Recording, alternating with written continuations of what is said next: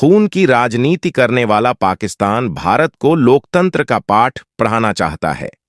आखिर पाकिस्तान की इतनी दिलचस्पी भारत चुनावों में क्यों है? सभी लोग ये बेहतर तरीके से जानते हैं कि लोकतंत्र पर पाकिस्तान का ज्ञान देना कितना हास्यास्पद है।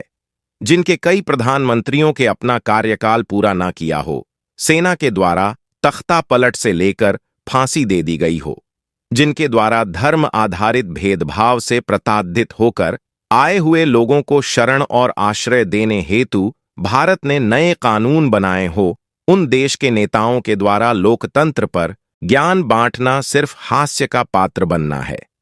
मित्रों, हाल में ये देखने को मिला है कि पाकिस्तानी नेताओं जैसे फव्वाद चौधरी, जो एक पूर्व मंत्री हैं, उन्हें भारत में चल रहे चुनावों और संभावित परिणामों को बड़ी चिंता है।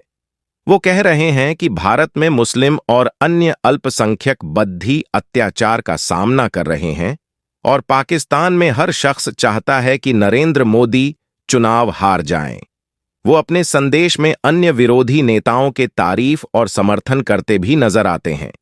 फव्वाद चौधरी जैसे नेताओं, जिन्होंने अरविंद केजरीवाल को टैग कश्मीर हो या हिंदुस्तान के अंदर बाकी जो मुसलमान हो, इस वक्त जिस किस्म की कट्टरपंथी आइडियोलॉजी का सामना कर रहे हैं, जिस किस्म के जुल्म और तशद्दुद का सामना कर रहे हैं, वहां की जो बाकी मिनॉरिटीज जिस किस्म की इस वक्त हालात का सामना कर रही हैं, ये बहुत जरूरी है कि नरेंद्र मोदी इलेक्शन में शिकस्त खाएं। और पाकिस्तान में हर शख्स ये चाहता है कि नरेंद्र मोदी ये शिकस्त खाएं। और हिंदुस्तान और पाकिस्तान के ताल्लुकात तभी बेहतर हो सकते हैं जब एक्सट्रीमिज्म जो है वो कम होगा, पाकिस्तान के अंदर भी, हिंदुस्तान के अंदर भी। पाकिस्तान में हिंदुस्तान को लेके नफरत नहीं है, लेकिन वहां पे बीजेपी और आरएसएस की जो एक इत्तेहाद है, जो अलायंस है, वो पाकिस्तान को लेके नफरत पैदा कर रहा है, मुसलमानों को लेके नफरत पैदा कर रहा है। और हमारा ये फर्ज है कि हम इस नफरत के जो इस आइडियोलॉजी के जो कर्ता धर्ता है, उनको शिकस्त दें। करते हुए भारत में नफरत और उग्रवाद से हराने की बात की है। और अरविंद केजरीवाल, जो भारत में चल रहे चुनाव में विपक्ष के एक प्रमुख चेहरे हैं, उन्होंने एक सच्चे भारतीय के तरह ये कहते हुए फव्वाद चौधरी को मुंह तोड़ जवाब दिया कि मैं और मेरे देश के लोग अपने मसलों को संभालने में पूरी तरह सक्षम हैं। हमें आपके ट्वीट की जरूरत नहीं है। इस वक्त पाकिस्तान के हालात बहुत खराब हैं। आप अपने देश को संभालिए। फव्वाद चौधरी द्वारा एक्स पर लिखा गया संदेश महज एक सामान्य प्रक्रिया नहीं, बल्कि उस टूलकीर का हिस्सा है जिसने वर्षों से सिर्फ एक ही कोशिश की है कि किसी भी तरह से भारत के एकता और अखंडता को नुकसान पहुंचाया जा सके। कैसे और किन तरीकों से एक विशेष वर्ग के मन में भारतीय लोकतांत्रिक व्यवस्था के प्रति जहर भरा जा सके। क्योंकि इतिहास गवाह है कि भारत की असीम एकता और शौर्य से भरे जबानों के सामने पाकिस्तान कभी टिक नहीं पाया। अतः अब छद्म युद्ध के सहारे देश को कमजोर करने की साजिश रच रहा है।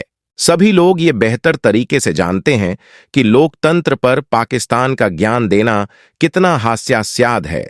जिनके कई प्रधानमंत्रियों के अपना कार्यकाल पूरा न किया हो, सेना के द्वारा तख्ता पलट से लेकर फांसी दे दी गई हो, जिनके द्वारा धर्म आधारित भेदभाव से प्रताड़ित होकर आए हुए लोगों को शरण और आश्रय देने हेतु भारत ने नए कानून बनाए हो, उन देश के नेताओं के द्वारा लोकतंत्र पर ज्ञान बांटना सिर्फ हास्य का पात्र बनना है।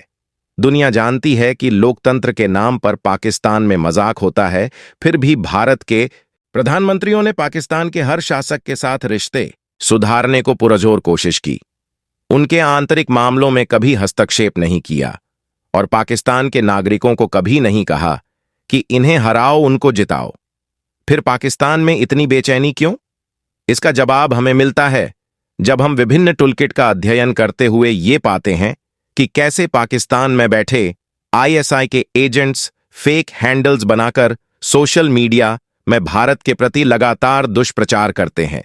चाहे वो किसान आंदोलन का मामला हो या पहलवान आंदोलन का, सीएए का हो या ट्रिपल तलाक की या धारा 370 का, हमें उनके इस दुष्प्रचार के असली मकसद को पहचानना होगा और खासकर युवाओं को, जो कि सोशल मीडिया से सबसे ज्यादा प्रभावित है।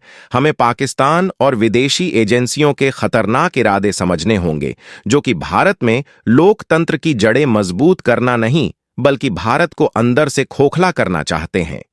इसलिए भारत में चलता हुआ चुनाव लोकतंत्र का महापर्व है।